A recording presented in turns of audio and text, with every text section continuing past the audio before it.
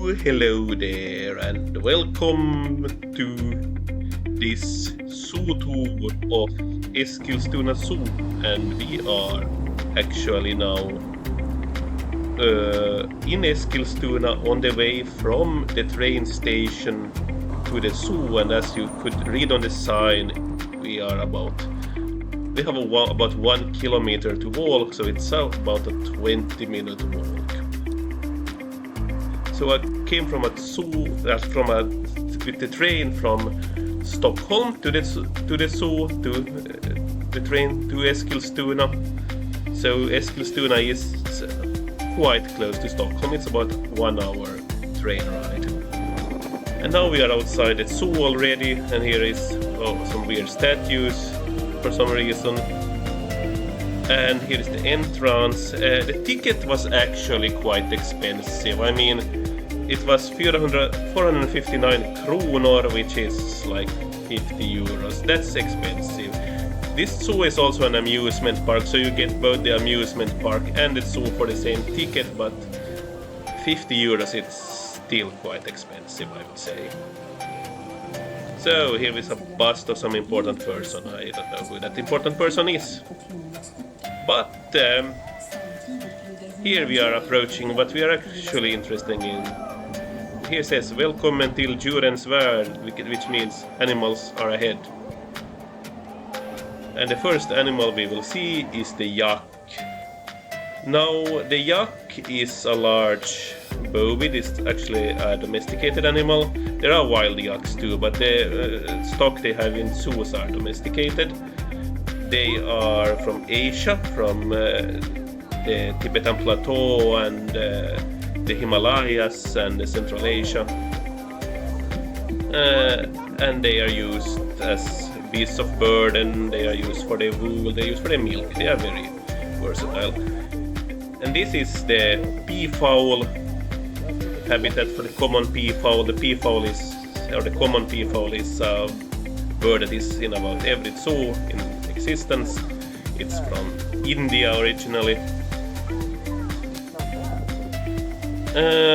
These all look to be all males, so I don't know if they have females or if their females are off exhibit or anything. They had a white one. That's pretty rare. That's like a albino, but every of them seem to be male. This was the red panda habitat. I didn't see the red panda. It was not to be seen anywhere, and I looked all up in the trees. It's a quite nice habitat. It has a lot of verticality. It can climb a lot. It has these small little huts where it can go to sleep, and it can move between all these parts of the habitat. So that's quite nice, but it was pretty much a no-show today. Usually when you see them in zoos, they are like sleeping up in a tree somewhere, so I was trying to scan the trees for them. I couldn't find them. However, one of the reasons I came to this zoo was because you remember how in Skansen the colobus monkeys or the mantled guerezas were removed, or they were moved away from that zoo to another zoo. This is the zoo they were moved to, and here they are. The mantled guereza, or the colobus monkey. A monkey from Africa. And yes, I as always have a lot of monkey footage, because there has to be monkey footage. And yeah, the little baby monkeys are always the cutest thing ever.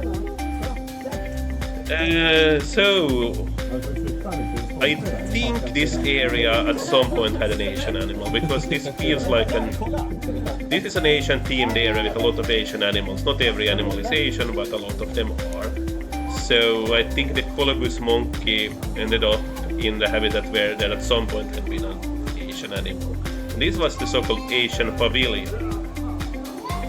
It had the indoor habitat for the fishing cat. The fishing cat was in its outdoor habitat, so we won't see it here.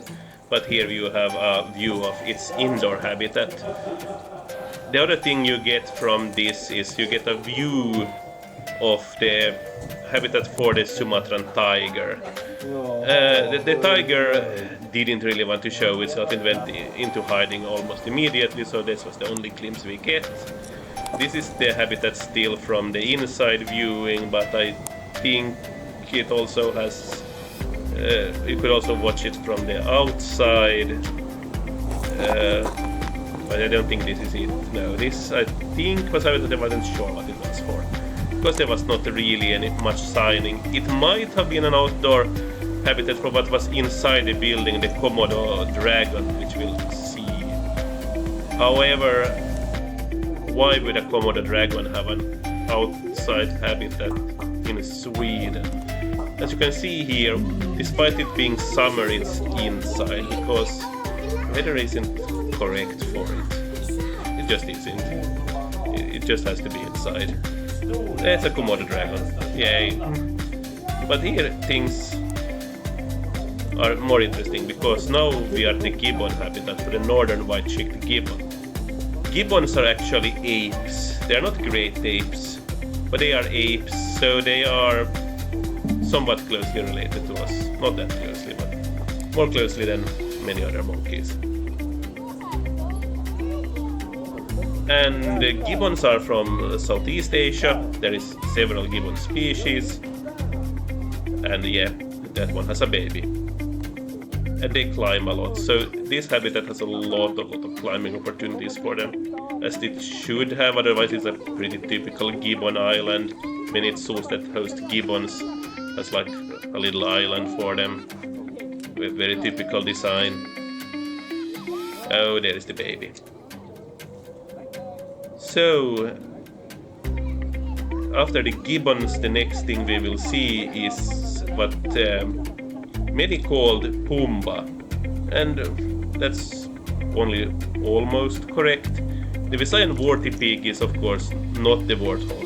The warthog is a separate pig, but it's still a pig that's warty, so almost correct. This pig is actually endemic to island in the Philippines, so it only exists on one island. There was a lot of playing opportunities for children all over the park. This was a very children-focused park. And these were some huts where kids could go in and play in. And you can probably hear them play. Now we are the lemur habitats. I don't think they were that great, these lemur habitats.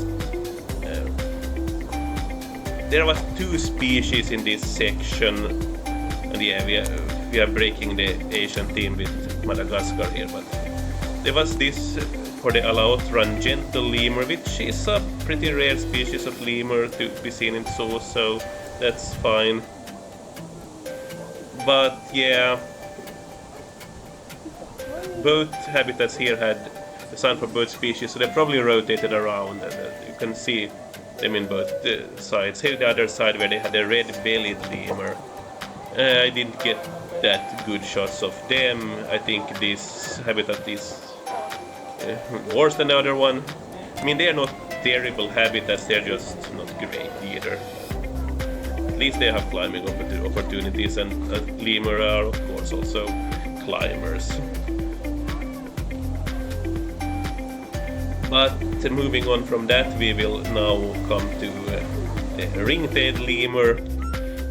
And ring-tailed lemurs are very usual in zoos. About every zoo that has lemur has the ring-tailed lemurs.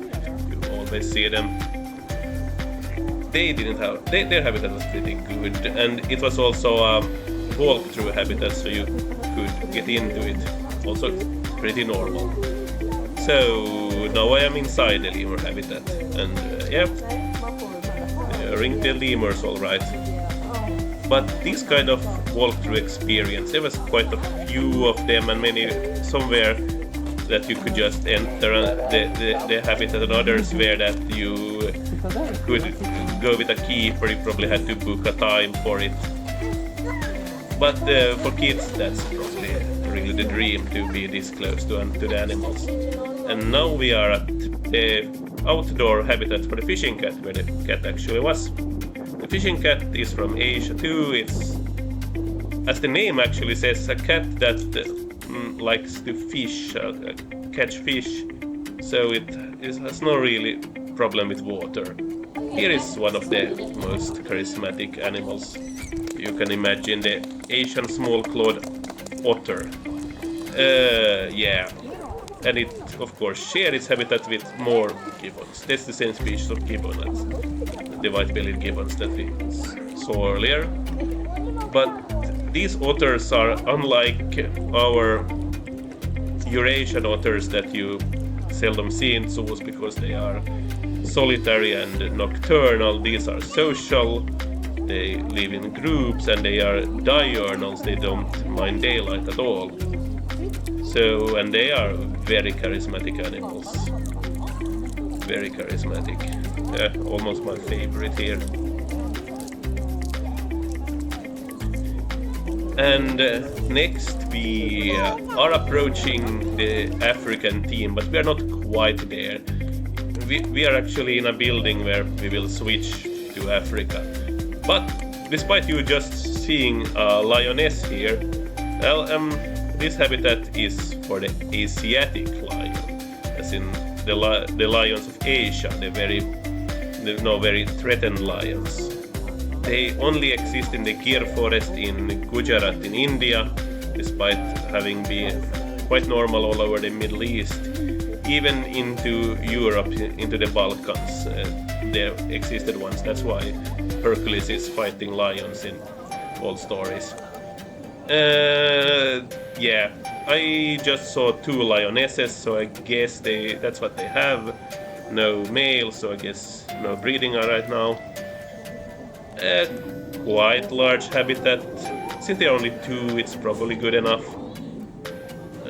And this is the end of part 1.